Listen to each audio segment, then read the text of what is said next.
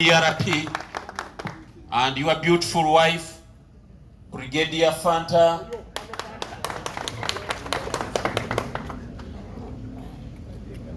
the three deputy presidents present here, Council Tumwine JB, the deputy president in charge of Western Uganda, Council Taminwa Mulwani, the deputy president in charge of Eastern Uganda, Sheikh Habib, I don't know how to actually mess up his titles. This man is a very wonderful teacher at Islamic University in Uganda. Sheikh Habib is the deputy president in charge of Central Uganda, that is Uganda.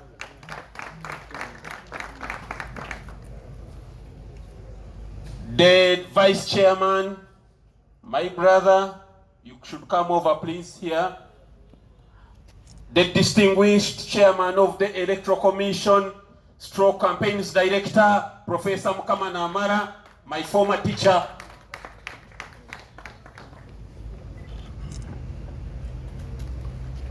My brother, the deputy chairman of the Electoral Commission, the deputy organizing secretary here, the deputy spokesperson, and our gallant treasurer general. Ladies and gentlemen, I had come with a written speech, but unfortunately, out of happiness, I don't know where I pressed it, so I don't have a speech now. But you bear with me. It's not easy to speak immediately when your teacher has just spoken. It's not easy. Professor Mukamana Amara taught me general paper and public communication at St. Louis College, Chegobe. He was still a secondary school teacher. He taught me between 1998 and 1999. Now he's a professor and a don at a certain university in Uganda here. So I don't have a speech today, a written speech. I told you out of happiness, I don't know where I pressed it. But you will allow me to move in that manner without a written speech. I will first and foremost tell this conclave here that I'm glad, I feel gladdened, that today a new chapter in the history of this country is done.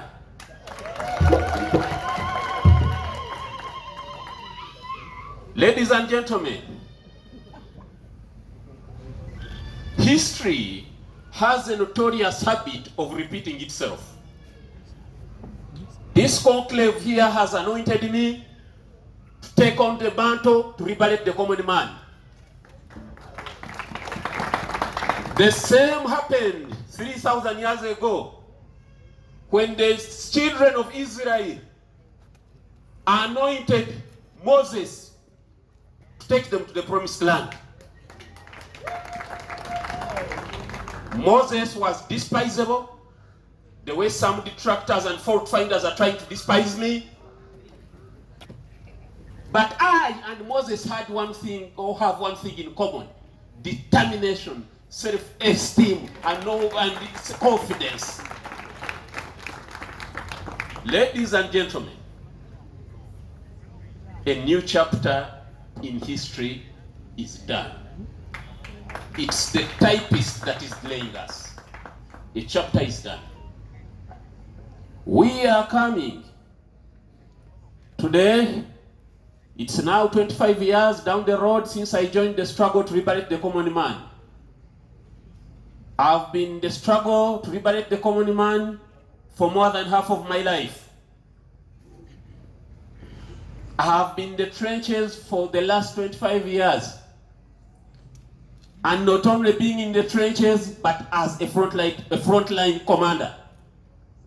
My brother, General Mutasa Kafero, and Brigadier Dafara can stand up and testify over this.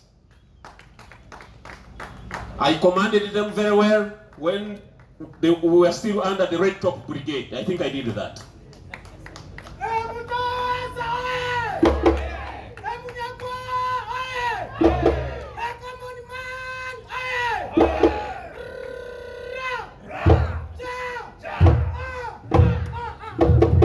Ladies and gentlemen, As we speak now, I want to give you, Mr. Chairman, Electoral Commission, allow me to press this one on the record.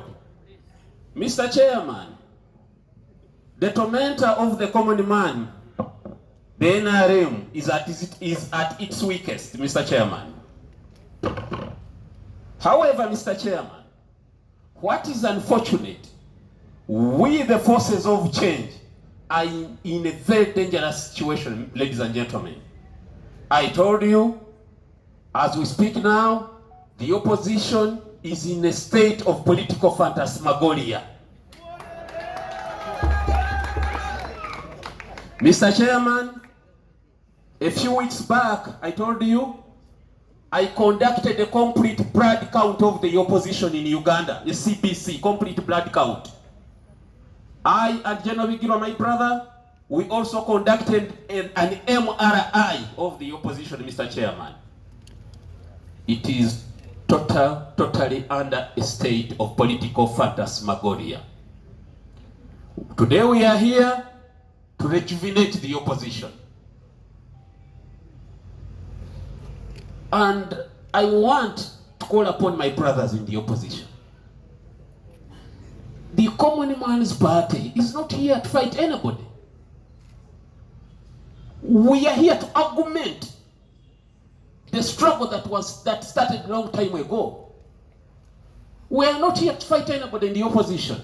If at all, none of us in the opposition has even the smallest iota of power in this country. We are trying to liberate this country from its captors. The captors of this country are the NRA, led by General Museveni. So, please, keep the eyes on the ball. Mr. Chairman, I want to report to you, the Chairman Electoral Commission, when rumors started circulating that we are coming up with this big juggernaut. I thought, I know, you are my former English teacher. What is a juggernaut? Mr. Namana used to give me 0.5 out of 100. 0.5, 0.6. A juggernaut is, I don't know, but my brother Fred Marokweza, may you kindly stand up for recognition. Fred Marokweza is from the UK. Mama, may you also stand up. Madam Marokweza Fred. He is the son of old Mzei Tofero Marokweza, the former cargo of Chadongo. He traveled all the way from Europe to come and attend this function, Mr. Secretary General. May you kindly take your seat. When rumors started circulating that this political juggernaut is coming on stage, people ran berserk, started blackmailing us. You see, Mr. Chairman, you allow me to mix in some vernacular a bit, because time is not on our side and I'm told the senior is ready. Mbadde nnyonnyola Chairman nti olugambo lwe lwatandise okutambula nti ekimotoka kino kirukulula na kibayita Common Man's Party kizze, abantu batandise kuvuma Munyagwa ate nga bavuma baffe opposition. Kakati for sure nga mupapye mangu olaba nze Munyagwa nkaabira mu bigire naye onaakutukidde mu ngalo. Mupapye mangu nga bye tugenda okukola bingi buli wiiki. Guno timu si mukolo twayise bantu kulayiramu. Ennaku ntono okuva kati abamu mujja kulwala emitima. Kye nandisabye abantu obutafa pressure, obutabaki obutabika mitima mukkirize nti Munyagwa ne Common Man's Party webali kati. I wonder abantu abangamba nti inexperienced. What I trying to say? I joined this struggle in 2000. Ngandi makerere mwako kusooka. Mbadde mu opposition ne banzanyisa buli stage nga banzanyisa buli scene. Nga baga leero zanyanga omusezi, leero zanyanga bino. That's why some of you mwali mutulaba program yaita zunguru nga temuloza twasoma n'okusoma. I'm a lawyer from Makerere. My dear colleagues, my hope is the lawyers kind of stand up for recognition. Thank you, my colleagues. You see, we went to school, but we decided to sacrifice our ekitiibwa kyaffe tusalawo tukiweeyo buli byonna kituweeyo buli kimwe butu yeyambule olw'olutalo luno. Niwe olaba omuntu abadde mu comfort ng'ayisa Munyagwa amaaso. Nze akaduukulu ke nasooka okwebaka mu Museveni ke yansibamu. Yakansibamu nga ngezaako okuyuwala eya referendum tugumojjukira suka.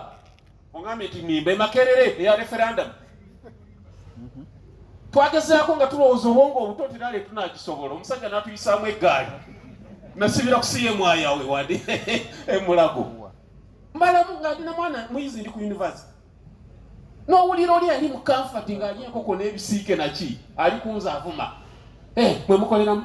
Ate nga muwe baali ne omanyi President Museveni yaleeta referendum ne tusalawo tukizire. Haji Rashid okimanyi kibirige emirya bakulabi. Wali mu DP naye nga gw'oli businessman otya okuvaayo. Ne tusalawo tugizire referendum nga tugamba erinnya ery'eddembe lyaffe. Bannaffe mu opposition ne bakulyetingawo akabiina ke mujjukira bwe juba ne bagamba nti opposition entuufu ne bakolera mu President Museveni. Kati batuvuma nti nze Munyagwa yalidde Besigye olugwe. What are you saying? Onsomese Besigye? By goodness. Na joininga Dr. Besigye mu 2000. Mr. Vice Chairman, nja kusaba oyogeremu ne chairman w'ekibiina wali katono. Na joininga Dr. Besigye mu 2000 nga ndi mu UID. Dr. Besigye nga ali mu reform agenda. Ne muwagira ne nsigala mu DP. Ne batandika FDC saagiyingira. Bwe nava mu DP twatandika ekibiina kye bayita SDP kwe nawangulira ne wameeya. Naye natambula ne Besigye eggwanga lyonna. Muwoko tuwaka nali meeya wa SDP nga Besigye wa FDC. Ne mmaliriza ne joininga FDC. Ne batufubutula ne Besigye mu FDC dictator n'atufubutula ne mugamba w'ekitiibwa.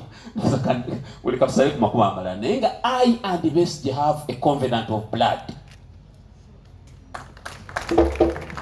Aboogera ebyo be baali bayita Besigye embega akolera Museveni akola ki naye kati tebava luzira kusaatuukirayo. Bangambye ndi mu kuyomba kyobola mbadde ng'oboono wano. Because otabulire bantu mazima, abantu abamu bw'osirika yalowooza ategeera nnyo gwakusinga okutegeera. Tulina okuvaayo bino tubibabuulire kubanga nammwe bannayuganda muli galibo babalimba mangu. Be bali ku Besigye gwe bayitanga mbega gwe baali bakubira ku CBS bamutte. Kati be beefuula walidde Besigye okay? No, you toyinza kumbulira Dr. Besigye. You don't. Ebyo bireke. Kubanga nyina files eriko naye mu kooti eziwera 5. Nga bo mwali mukyakala. So, nsonyiwa okuwanvuya ebigambo bino. But kibadde kyetaagisa. Ng'etulina okukiryalinga air. Naye nawe Secretary General bw'ojja agenda kuwa kati. Nawe yogerayo ebigambo tobeera ku speech y'Ekizungu. No, bino bya bufuzi, bino si bya kusoma, tetuli mu kulecturinga Makerere wano. Kakati njagala mbategeeze nga bwe maliriza mbayite Secretary General. Twasuza hayira ke tugikole bwe tiba common men. Fenda twenkanankana. Bw'otunuulira n'okulayira kwaffe tuze tukutabula, temuli mu bitiibwa. Tusazeewo n'era President abasooka okwogera ayite Secretary General, ate Secretary General ayite Chairman. Bwe tukikola bwe tutyo, ffe wano twenna twenkana. Tetulina mu bino bya kugaziwagaziwa kuvimba kola ki fena twenkana wano. Kati njagala okubategeeza Common Man's Party egenda kusimbawo abantu ku bifo byonna okutandikira kuwa President. Neera njagala okubategeeza nawe weddira emirimu ebiri kubeera Party President n'okubeera Presidential Flag Bearer mu kalulu akaddako. Kati nze njagala okuba buli affe tuli ku muntu omu President Museveni.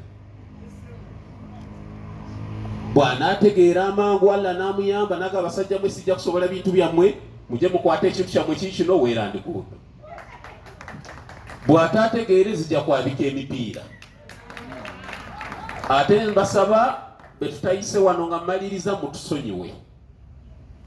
Mpuliddeko abaveeka wempa abadde bayomba n'otatuyita no guno omukolo gwabadde mutono kubanga newe tuli mulaba wafunda naye mu nnaku nga 10 okuva kati tugenda kutongoza ekitebe kyaffe tujja kubayita mu bungi mubeewo.